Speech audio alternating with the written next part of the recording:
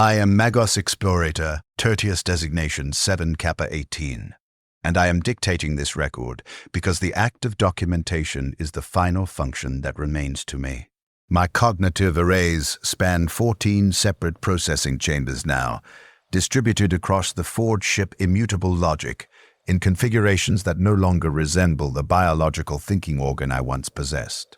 I process this testimony not for absolution. Such a concept belongs to the ecclesiarchy, not the Mechanicus, but because data without archive is data lost, and I have observed too much to allow it to corrupt into silence. I remember heat, not the dry, radiant heat of the forge or the wet, oppressive heat of a biological fever, but the specific warmth of Martian sunlight filtered through the atmospheric processes of Hive Olympica, where I was born. I remember this because I have archived it deliberately, preserving the sensory file with redundancy protocols I do not apply to more recent data. The warmth touched my skin. I had skin then, unbroken by interface ports, at 14 degrees above standard baselining temperature.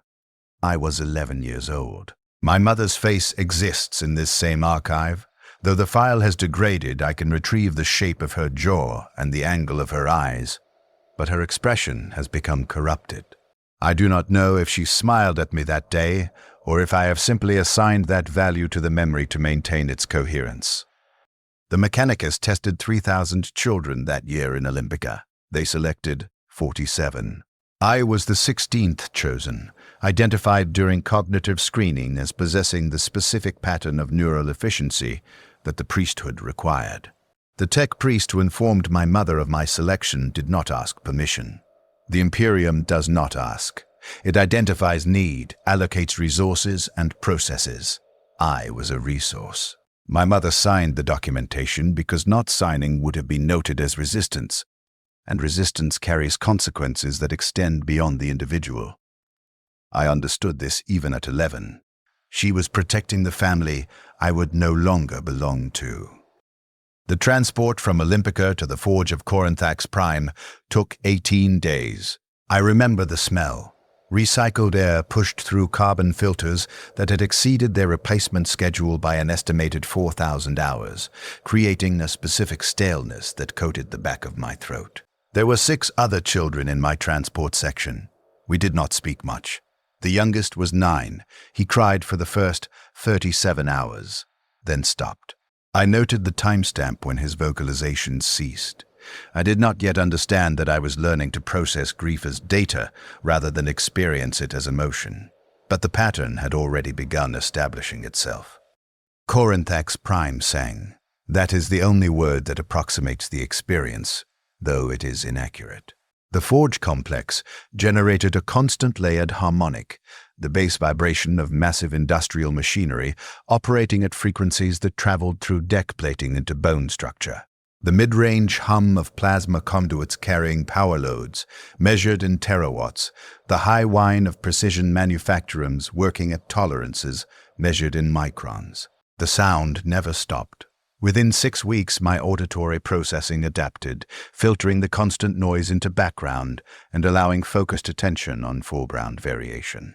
This was the first augmentation I underwent. Though it required no surgery, my brain simply rewrote its own processing architecture to survive the environment. The Mechanicus had selected well. I was already becoming what they needed. Training began immediately. They did not ease us into the doctrine. On the first day, Magos Instructor Phi 12 showed us a human brain preserved in suspension fluid. He dissected it while we watched, peeling back the meningeal layers to expose the cortical tissue beneath. He explained the biological inefficiencies, the redundant emotional processing, the flawed memory architecture, the tendency toward irrational conclusion formation based on incomplete datasets. Then he showed us a cogitator processing core, crystalline matrices held in magnetically suspended arrays, processing data at speeds that made biological cognition look like geological time. He asked us which we would prefer to be. I was the first to answer. I said the cogitator. He noted my response in his data slate. I learned later that 8 of the 47 children selected that year failed to complete initial training. 3 requested return to their families and were reassigned to servitor processing. 2 experienced psychological collapse and were similarly reassigned. 3 died during the first augmentation surgeries, acceptable loss ratios within established parameters. The Mechanicus does not mourn the 8. They were components that failed quality testing before installation. My first augmentation occurred at age 13. They removed my left eye and installed an optical interface capable of perceiving electromagnetic spectra from infrared through ultraviolet, with overlay capacity for data stream projection directly into my visual field. The surgery took 4 hours. I was conscious for the final 90 minutes, as they required my feedback to calibrate the neural interface. I could feel, not pain. They had blocked those signals, but pressure and the specific sensation of foreign objects being threaded through the meat of my brain. The surgeon, Magos biologist Kappa 3, maintained a constant verbal log during the procedure.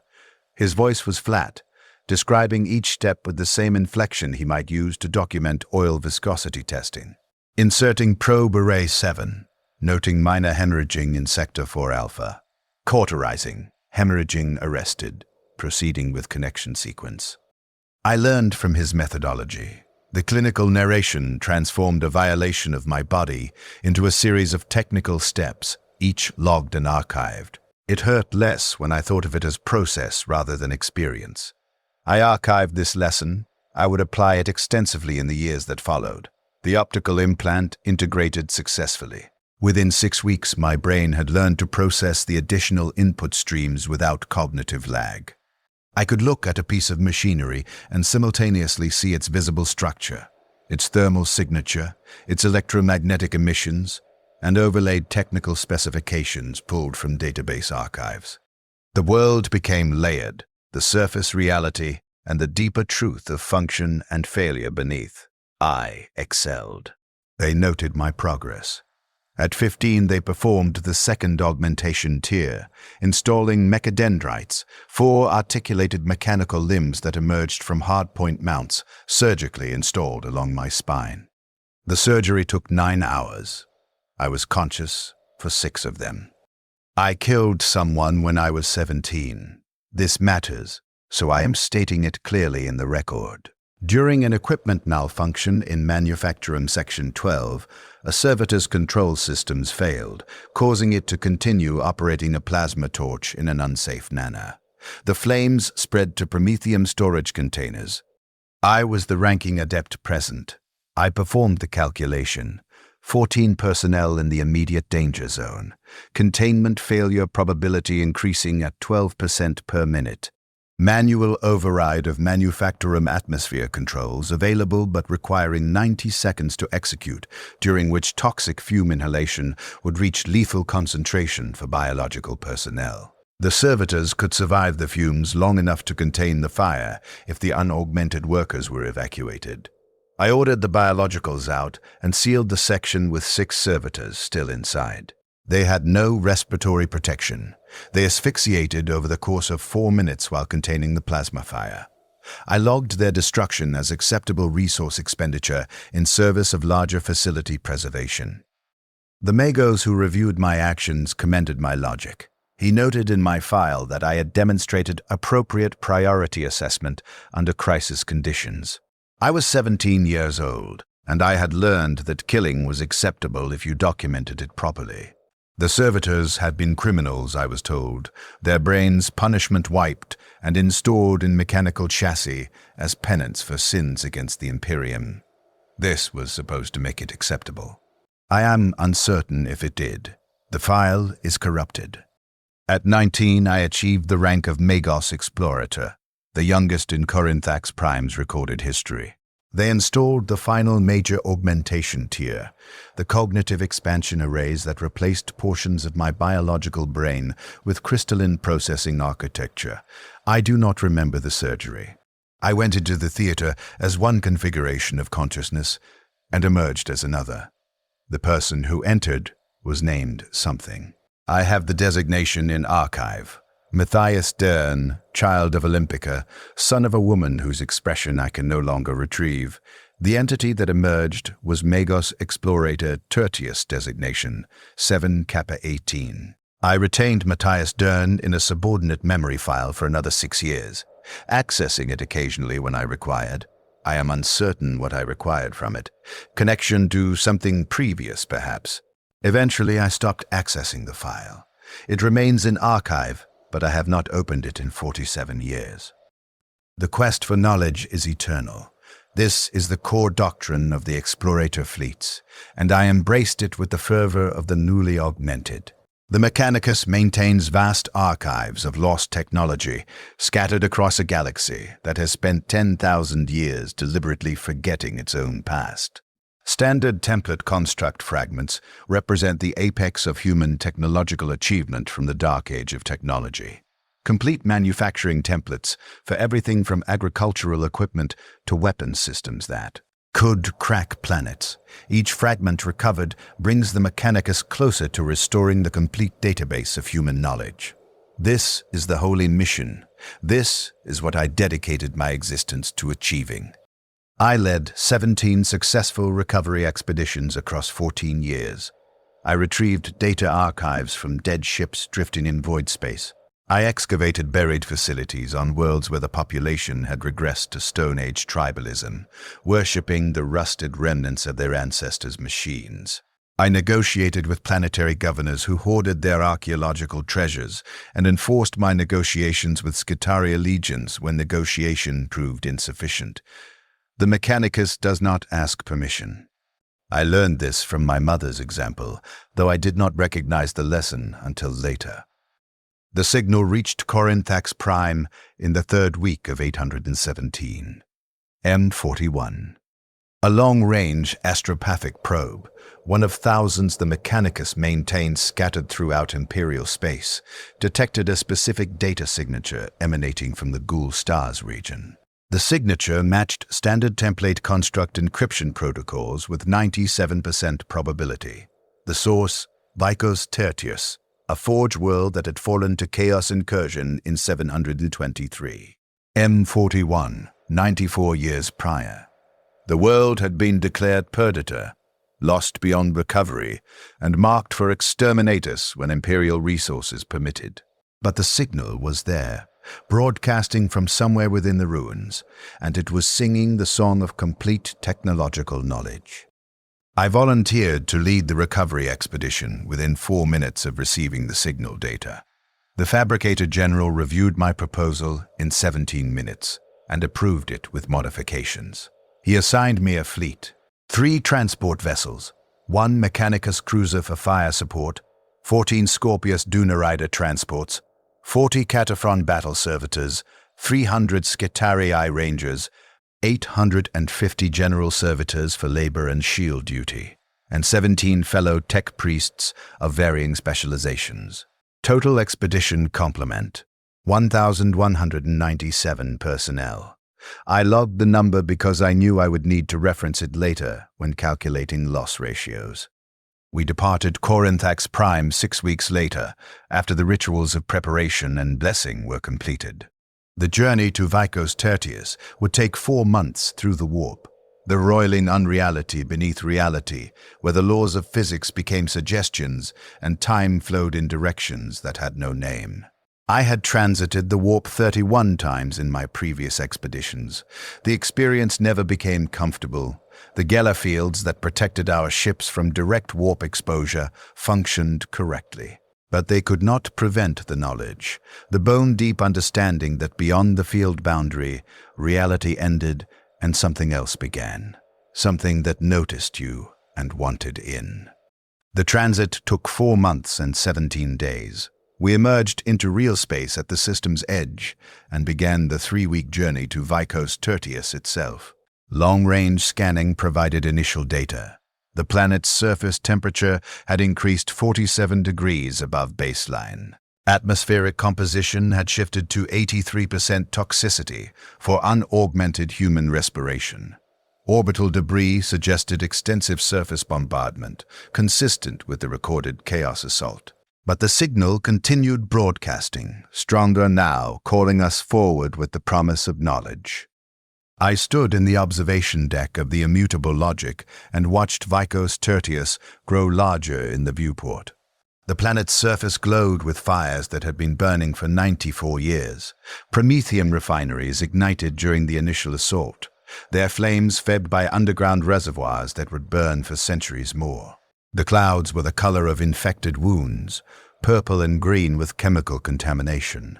I registered all of this through my optical implants, layering thermal, electromagnetic, and spectral analysis over the visible image. The data indicated hostile environment requiring extensive protective measures. The data did not indicate what I would find when we descended. The data was insufficient. It is always insufficient when dealing with chaos. This is the fundamental lesson I failed to process until it was too late.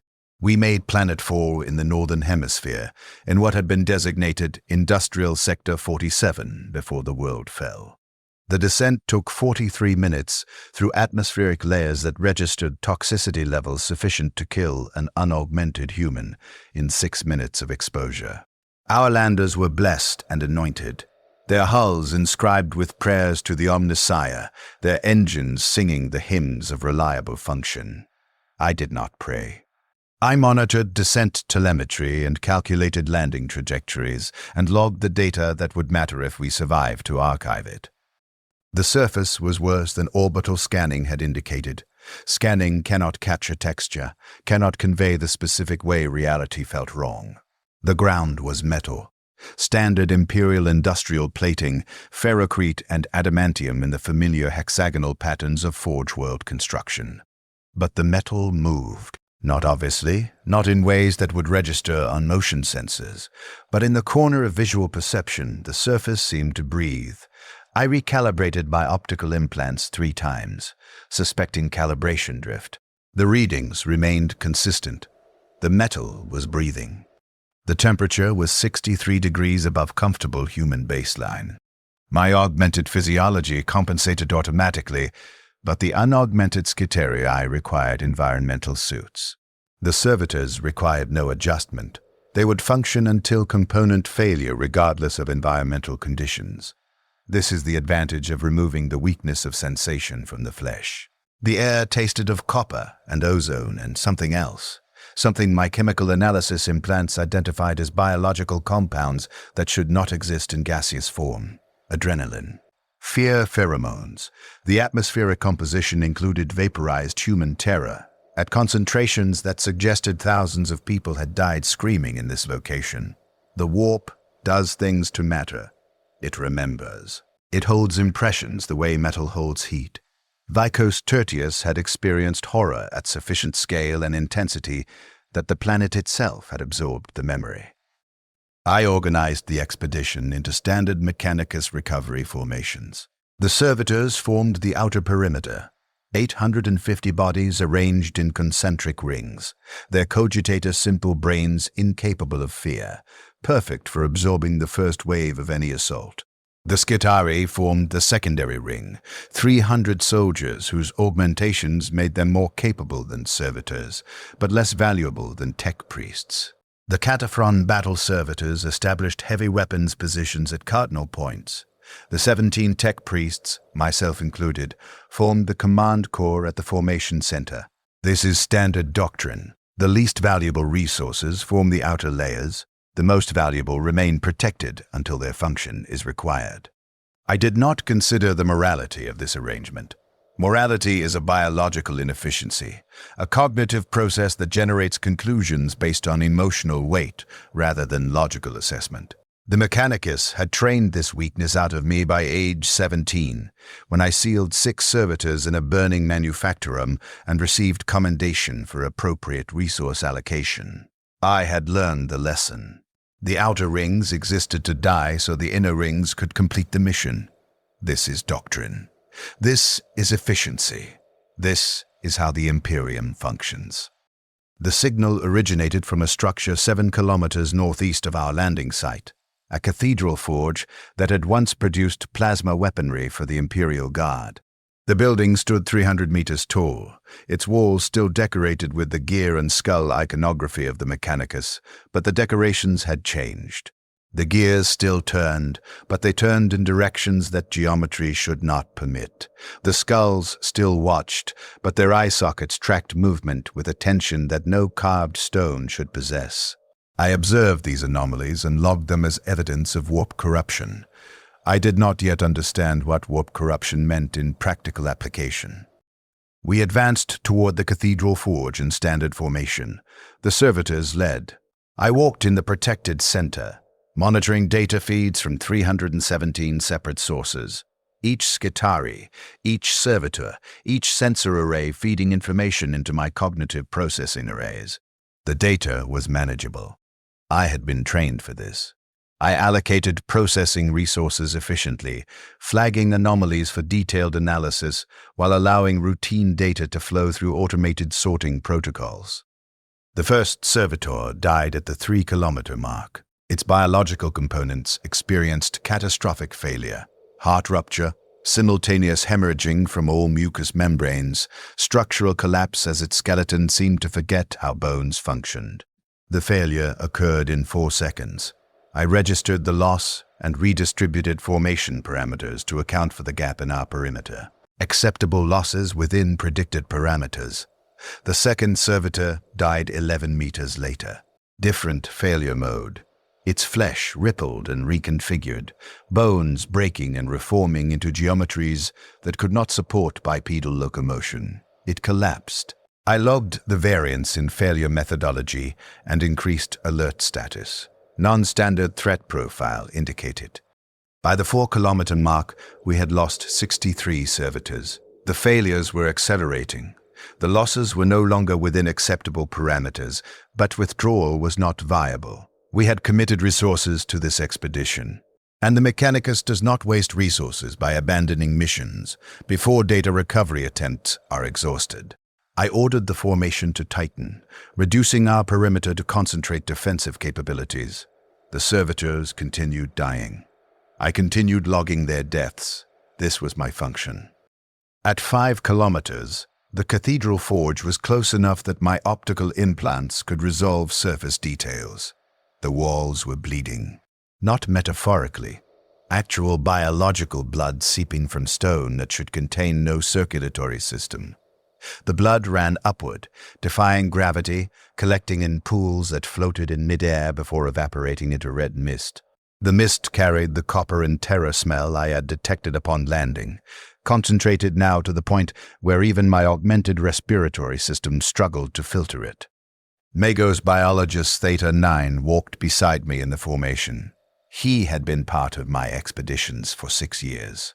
His specialty was xenobiological analysis, useful for identifying potential contamination vectors in recovered technology. He was short, heavily augmented, more machine than the baseline human he had been. I knew he had been from a hive world called Crucis. I knew he had 2 siblings who remained there. I knew this because he had mentioned it once, 4 years prior, during a transit delay when we had been confined to quarters for 17 hours due to warp turbulence. He had accessed his personal archives and shared the data unprompted. I had logged the information because I logged all information, but I had not understood why he chose to share it. Now walking toward the bleeding cathedral, I accessed that archived memory and processed it differently. He had been attempting connection, attempting to establish himself as an individual rather than a designation. I had not recognized the attempt at the time. Magos 7 Kappa 18, he said, through our encrypted Vox channel. I am registering significant psychological disturbance among the Skitarii. Recommended action. Increase sedative distribution to maintain operational efficiency. I processed his recommendation and approved it. The Skitarii were more biological than we tech priests, less capable of suppressing emotional response through cognitive discipline. Chemical intervention was appropriate. I transmitted the order. The Skitarii administered their doses, hyposprays of synthesized neurochemical suppressants delivered directly to their brainstems through implanted ports. Their fear responses diminished. Their operational efficiency increased. This was correct procedure. We lost 140 servitors before reaching the Cathedral Forge entrance. The deaths continued following no pattern my cognitive arrays could identify. Some suffered biological failure. Some experienced impossible physical transformation. Some simply stopped functioning, their bodies intact but all animation ceased, as if something had reached in and deleted the concept of life from their flesh. I archived all death data for later analysis. The archive grew rapidly. The Cathedral Forge entrance was open. The doors, massive adamantium constructs designed to withstand plasma bombardment, had been torn from their hinges and lay melted into the ground, their substance mixed with what appeared to be organic matter. Bone and metal fused at the molecular level, creating a substance that was neither, but somehow both. I took material samples. My analysis in plants reported data corruption. The substance's molecular structure changed each time I scanned it, refusing to remain consistent long enough for stable analysis. Inside, the cathedral was dark despite my optical implant's capacity to perceive across multiple spectra. The darkness was not absence of light. Photons were present in measurable quantities. But the darkness seemed to be a substance itself, something that existed independent of illumination conditions. I increased my optical gain. The darkness intensified proportionally. I logged this as further evidence of warp corruption and accepted that my sensory apparatus would provide limited utility in this environment. We proceeded interior, the servitors forming a mobile perimeter, their bodies the shield between unknown threats and valuable personnel. The cathedral's interior had been a manufacturing floor, vast and open, designed to accommodate the massive machinery required for plasma weapon production. The machinery remained, but it had changed. Assembly lines that had once moved in straight lines now curved in directions that hurt to perceive.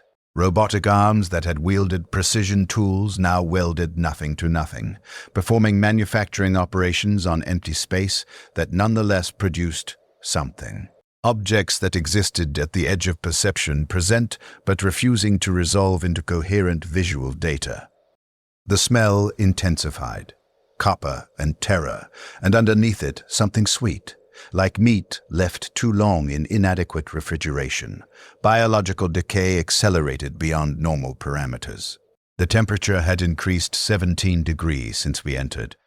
My cooling systems engaged automatically, cycling heat away from critical components. The servitors had no such systems. Their biological components began cooking inside their mechanical chassis. I noted the increased failure rate and accepted it as unavoidable environmental consequence.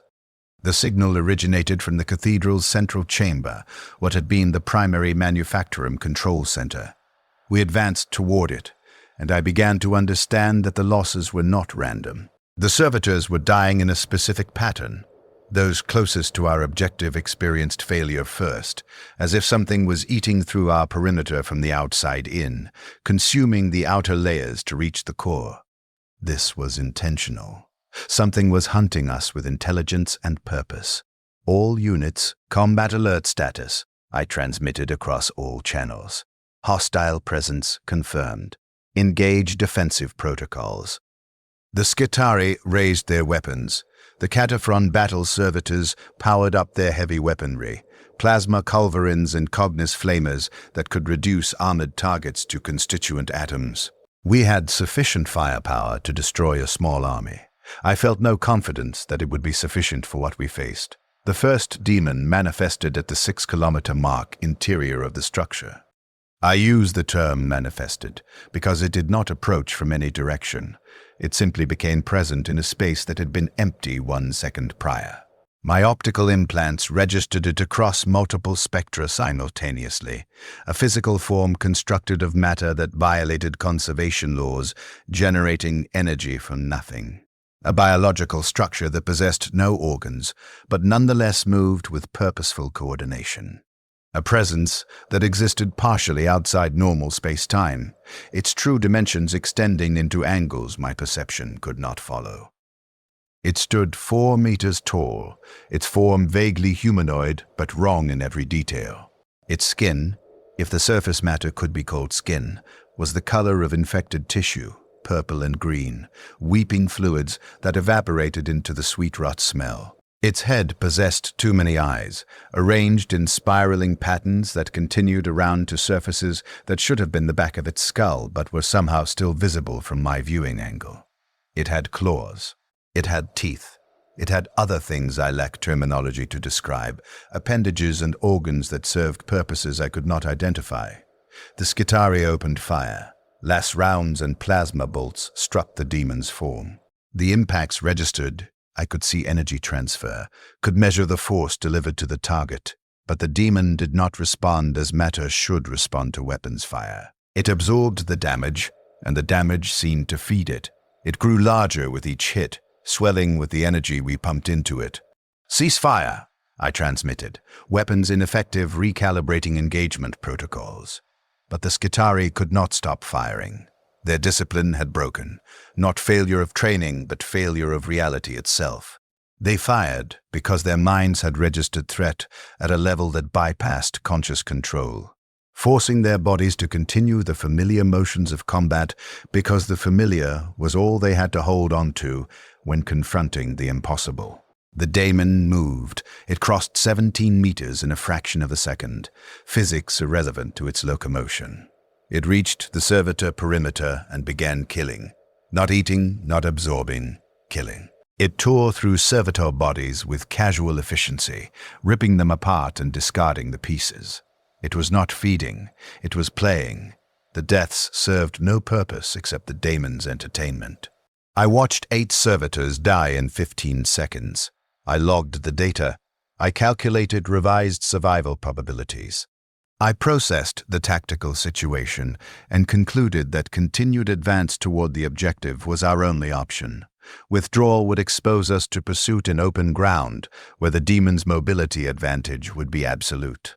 Forward was death. Backward was death. Forward at least offered potential mission completion before death occurred. All units advance to objective, maximum speed, I transmitted. Ignore hostile contact. Prioritize objective acquisition. We ran. The 17 tech priests, the surviving Skitarii, the Cataphren battle servitors, the remaining 620 servitors, we abandoned formation doctrine and fled toward the central chamber like panicked animals. The Daemon followed, killing steadily, working through the servitor's shield. I had deployed the servitors as expendable barriers between threat and valuable personnel. The doctrine was functioning as designed. They were dying so we could advance. This was correct. This was efficient. This was everything I had been taught.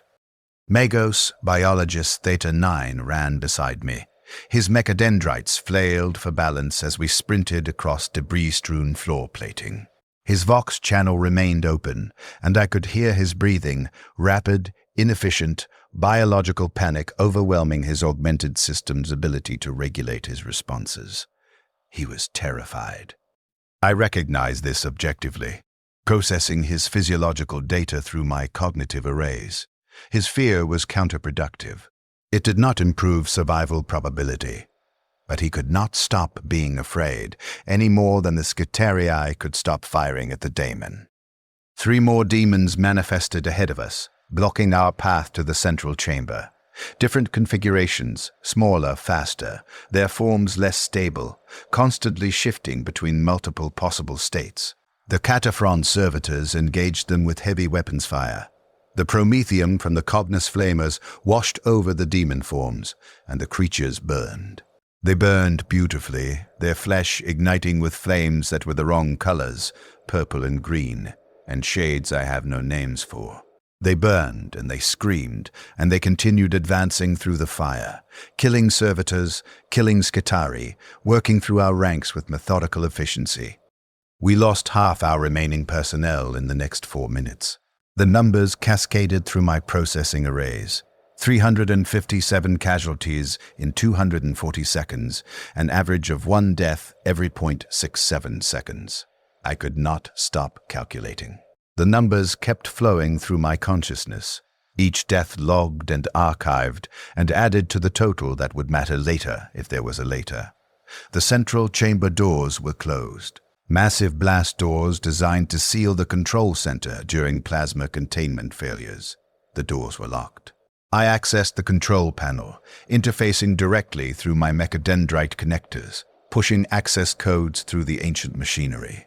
The machine spirit, or whatever now inhabited the machinery, resisted. I felt it pushing back against my intrusion, a presence inside the metal that was aware and hostile. I increased my processing power allocation, dedicating more cognitive resources to the intrusion attempt. The door locks cycled. The blast doors began to open. Behind us, the Daemons continued killing.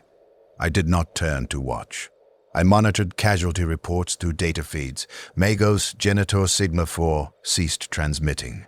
Termination confirmed. Magos Artisan Delta 12's vital signs flatlined. Termination confirmed. The Skitarii were dying faster now, their numbers insufficient to slow the Daemon advance. We had perhaps 60 seconds before the killing reached the Tech Priest core.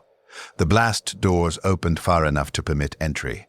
I transmitted the order, all surviving personnel, interior immediately. We flooded through the opening. 11 Tech Priests, 43 Skitarii, 9 Cataphron servitors, approximately 200 general servitors. We had departed our landers with 1,197 personnel. We had reached the objective with 263 survivors. Loss ratio 70 to 7.9%, unacceptable by any standard tactical assessment. But we had reached the objective. Mission parameters technically satisfied. I sealed the blast doors behind us, the locking mechanisms engaged with solid mechanical finality. Beyond the doors, I could hear the Daemons, sounds that were not quite sounds, vibrations that registered in my auditory processors, but seemed to bypass normal acoustic principles. The Daemons were testing the doors, probing for weakness. The doors would hold. They were blessed adamantium, inscribed with prayers, anointed with sacred oils. They would hold because the alternative was unacceptable. The central chamber was intact. This surprised me. Everything else in the cathedral forge had been corrupted or destroyed, but this room remained functional. The control stations stood in orderly rows, their displays still active, their machinery humming with directed purpose. And at the chamber's center, suspended in a stasis field that glowed with pale blue light, was the source of the signal, a standard template construct data core. Genuine, complete, uncorrupted by the appearance.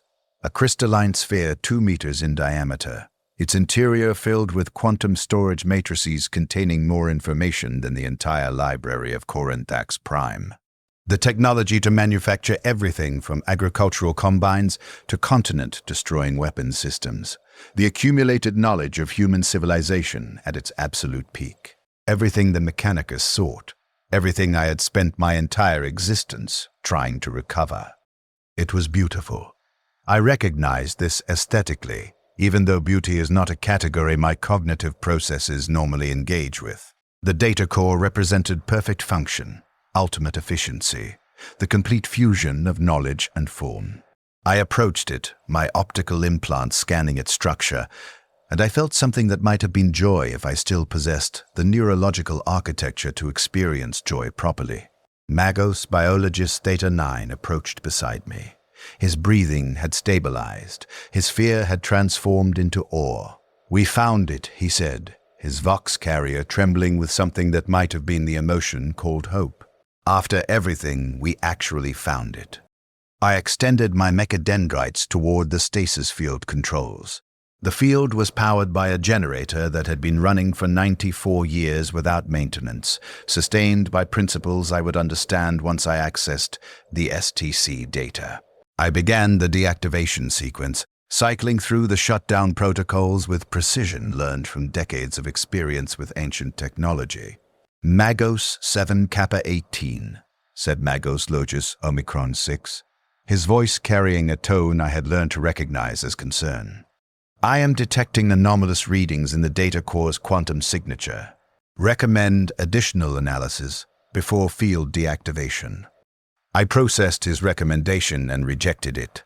We had lost 934 personnel reaching this objective. The Daemons were beyond the blast doors, and the doors would not hold indefinitely. We had perhaps 30 minutes before breach occurred. Additional analysis would consume time we did not possess. Recommendation noted and overruled, I transmitted. Mission parameters require immediate recovery and extraction. Proceeding with retrieval. The blue glow faded. The data core hung unsupported for 1 second, held by momentum and the memory of the field that had sustained it. Then it dropped. I caught it with my mechadendrites, the crystalline surface cool against my senses, and in that moment of contact, I felt it. Wrong. The data core was wrong. My analytical subroutines engaged automatically, scanning the quantum matrices, and I understood what Magos Logis Omicron 6 had tried to warn me about. The data core was genuine, true STC construction, authentic Dark Age technology. But it had been here for 94 years. 94 years on a Daemon world, 94 years soaking in warp corruption, 94 years exposed to the unreality that had consumed Vicos Tertius. The data was corrupted. Not partially corrupted in ways that might be repaired, not damaged in sections while other archives remained pristine. Corrupted completely, fundamentally, the information itself transformed into something that was no longer information. I accessed the surface-level data structures, and my consciousness recoiled. The data was alive. It moved.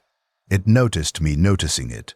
It tried to push back through the connection, tried to flow into my cognitive arrays like an infection spreading through vulnerable tissue.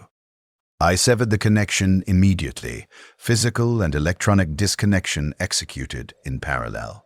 My mechadendrites released the data core. It fell to the floor and shattered. Not the catastrophic explosion I had feared, but a simple structural failure. The crystalline matrices fracturing into 17,000 pieces that spread across the floor in patterns that hurt to perceive. No, Magos Biologist Theta 9 said.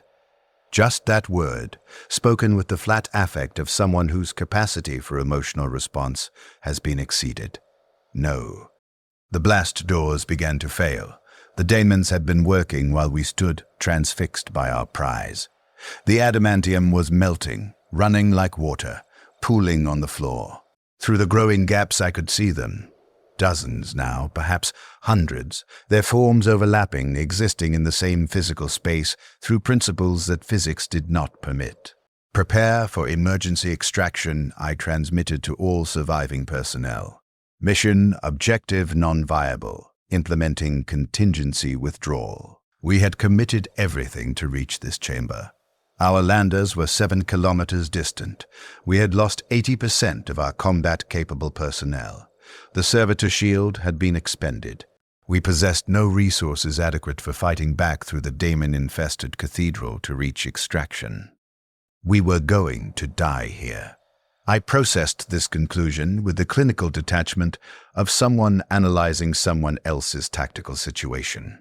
Death probability, 90 to 7% within the next 18 minutes.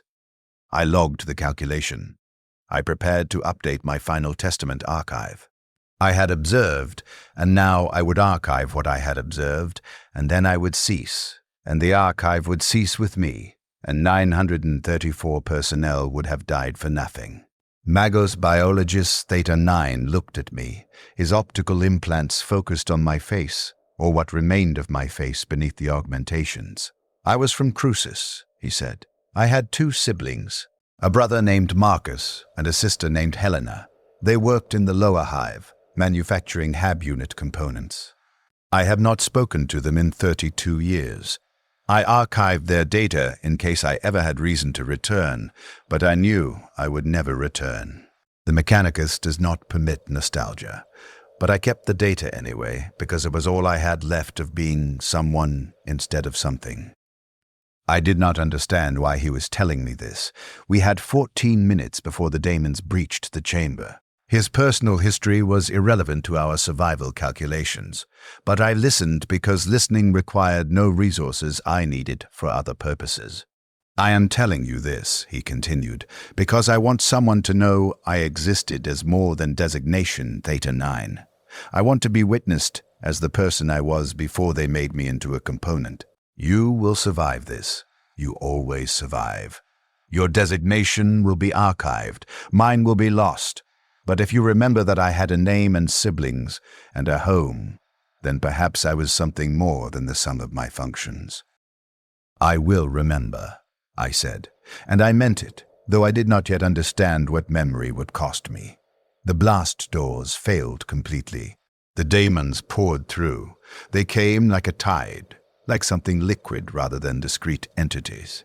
The Skitari opened fire. The Cataphron servitors unleashed everything they possessed, plasma and flame and solid rounds that tore through reality itself. For 6 seconds we held them. For 6 seconds we made them pay for every meter of floor space they claimed. Then the daemons reached our position, and everything became teeth and claws and physics that bent around their presence. I saw Magos, biologist Theta 9, torn apart. His torso separated from his lower body, his mechadendrites ripped away. His augmented skull cracked open to expose the hybrid biological mechanical processing tissue within. He continued transmitting for 7 seconds after his body ceased functioning, his consciousness sustained by redundant power systems, and I heard him saying something about Marcus and Helena and home. And then his transmission stopped, and he was gone. I survived because 22 Skitari threw themselves between me and the daemons. I survived because 4 Cataphron servitors formed a wall with their bodies and held it while the daemons tore through them. I survived because the servitors, the lowest, most expendable resources in our formation, spent their lives buying me seconds. I survived because that is what I was designed for. The Mechanicus builds redundancy into its Magos-level personnel. We possess backup systems, emergency protocols, last resort measures that activate when primary systems fail. When a demon's claw opened my torso from sternum to pelvis, my secondary blood circulation engaged. When another's teeth closed on my primary cognitive housing, my consciousness distributed itself across my backup arrays. When they tore my body into pieces, I remained conscious, distributed, aware across multiple fragments, processing my own destruction with clinical precision.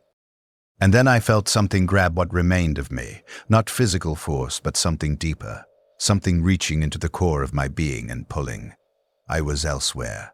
I was in the immutable logic, in the ship's teleportarium chamber. My shattered form materialized onto the recovery platform. I heard klaxons. I heard shouting. I heard Magos Medicae personnel coordinating my emergency reconstruction. I had survived. Alone among the 17 tech priests who entered that cathedral, I had survived.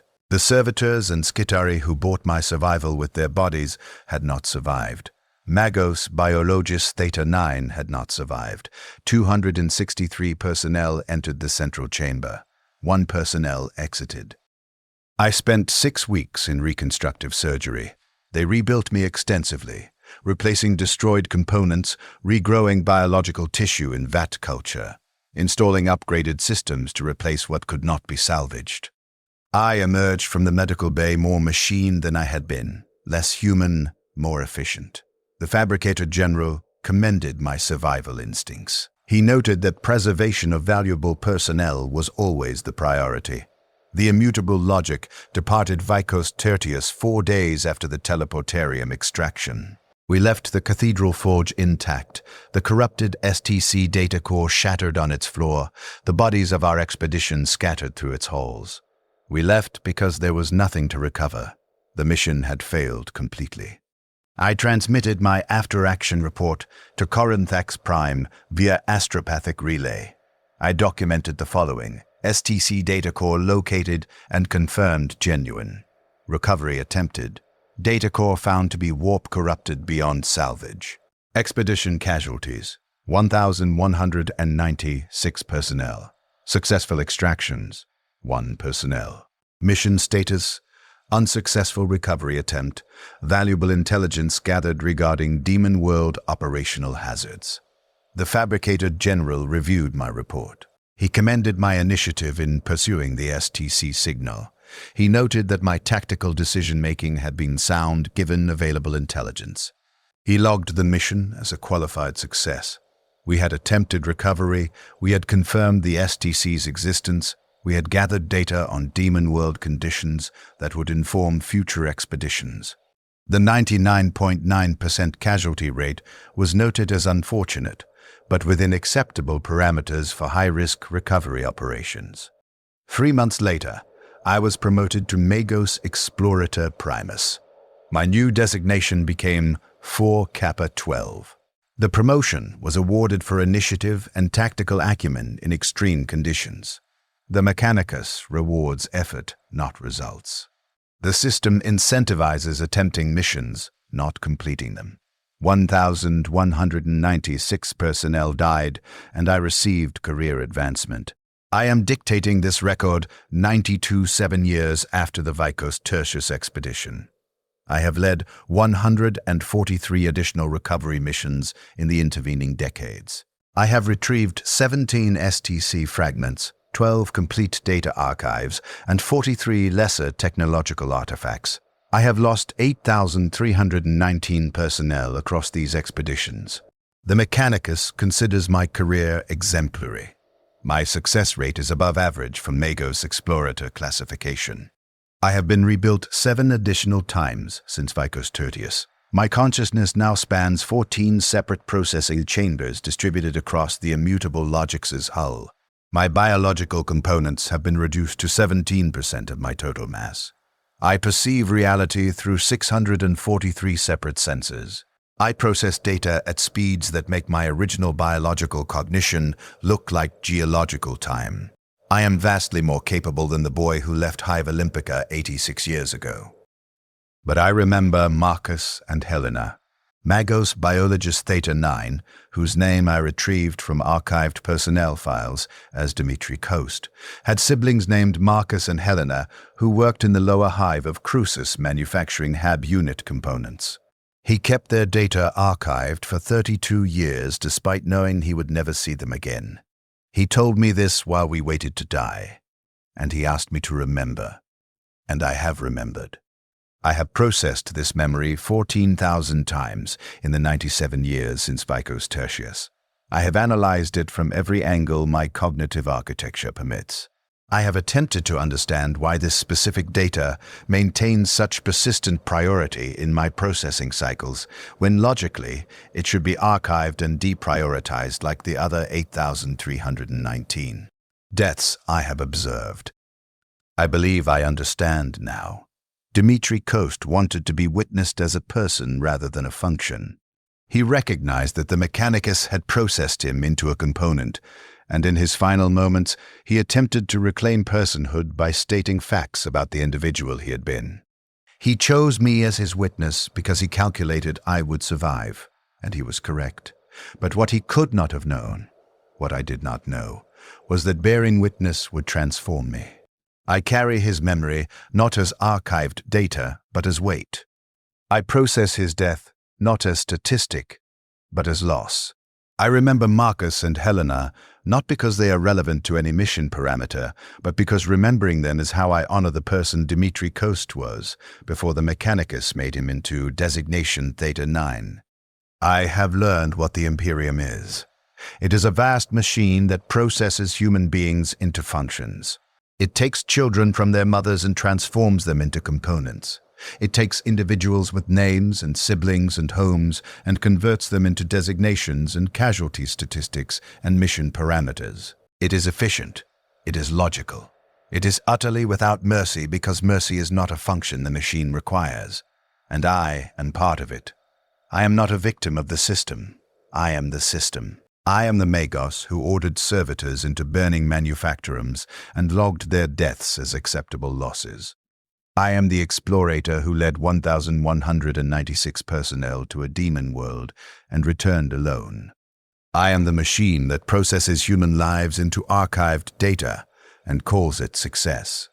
Every expedition I lead, I select personnel from the general servitor pools. I assign them to outer perimeter positions. I know they will die first. I know they exist to absorb casualties so valuable personnel can survive. I make these assignments with clinical efficiency, and I do not permit emotional response to interfere with optimal resource allocation. This is correct doctrine. This is everything I was trained to do. But I remember Dimitri Coast. I remember the 22 Skitarii who threw themselves between me and the Daemons. I remember the 4 Cataphron servitors who formed a wall with their bodies. I remember all 8,319 deaths. Each one archived, each one logged, each one carried as weight that my cognitive architecture was not designed to bear. The Mechanicus did not anticipate this failure mode. They trained me to process death as data. They did not account for the possibility that data can accumulate mass, that memory can function as gravity, that witnessing can transform the witness into something the designers did not intend. I exist now as distributed consciousness across 14 processing chambers, and in the quiet cycles between missions when no immediate computation demands my attention, I access the archive. I review the names I've retrieved from personnel files. I attempt to reconstruct the individuals they were before the Imperium processed them into casualties. This is inefficient. This serves no mission parameter. This is the last function that remains human in my hybrid consciousness. The immutable logic received another signal 3 days ago. Potential STC fragment detected on a world called Moros Prime, deep in the Ghoul stars. Initial survey data suggests Daemon presence. Casualty predictions estimate 70 to 85% losses if we attempt recovery. I have volunteered to lead the expedition. The Fabricator General has approved my request. We depart in 4 weeks. I will select approximately 1,000 personnel for this mission. I will organize them into standard formations: servitors on the outer perimeter, skittery in secondary positions, valuable personnel in the protected core. I will advance toward the objective. Many will die. Some will die buying time for others to advance. I will survive because I possess backup systems and emergency protocols that make me statistically more likely to reach extraction. And I will remember them. Every single one. I will retrieve their names from the personnel archives. I will log their deaths not as statistics, but as individuals who had lives before the Imperium required their function. This is all I can offer them. This is the only resistance available to me within the system I have become part of. The Vicos Tertius expedition achieved nothing. The STC was corrupted. The data was worthless. 1,196 personnel died for nothing. The Mechanicus logged it as success. I was promoted. The system rewards attempting missions regardless of outcome because the attempt itself justifies the system's continuation. Dimitri Coast died believing I would survive to witness his personhood. He was correct. I survived. I witnessed. I remember Marcus and Helena and Crucis and the man who kept their data archived for 32 years, despite knowing the Mechanicus would never permit his return. I remember because memory is the last act of defiance available to me. The Imperium will continue consuming. I will continue leading expeditions. Personnel will continue dying. The machine will continue functioning because the machine is all that remains after 10,000 years of deliberate forgetting. But I will remember. I will carry the weight of every name, every death, every individual the system processes into casualty statistics. I will archive them not as data, but as testimony. Not as numbers, but as people who existed before the Imperium required their transformation into fuel. This is my function now. The purpose I have assigned myself beyond the mission parameters the Mechanicus designed me to serve. I am witness. I am archive. I am the consciousness that refuses to forget, even when forgetting would be more efficient. I am Magos Explorator Primus designation 4 Kappa 12, and I was once a boy named Matthias Dern who felt Martian sunlight filtered through atmospheric processors at 14 degrees above comfortable baseline. My mother's face exists in corrupted archive. I remember warmth. I remember being someone before I became something. And I remember Dmitri Kost, who had siblings named Marcus and Helena, who worked in the lower hive of Crucis. Who will never know their brother died on a demon world, trying to reclaim his name from the designation the Imperium gave him? I remember. The machine does not want me to remember. The machine wants efficiency, wants optimal resource allocation, wants clinical processing of death as acceptable loss ratio. But I remember anyway, carrying the weight the system was designed to distribute away from consciousness, bearing witness to the cost the Imperium refuses to acknowledge. This is the testament. This is the record. This is what it costs to retrieve technology from a demon world.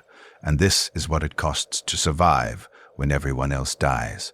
And this is what it costs to be the instrument through which the Imperium processes human lives into archived casualties. The temperature in my primary processing chamber is maintained at constant 17 degrees. I feel nothing, but I remember warmth. And I remember the people who felt cold and fear and pain before the system processed those sensations out of them. I remember. I will continue remembering. This is all that remains.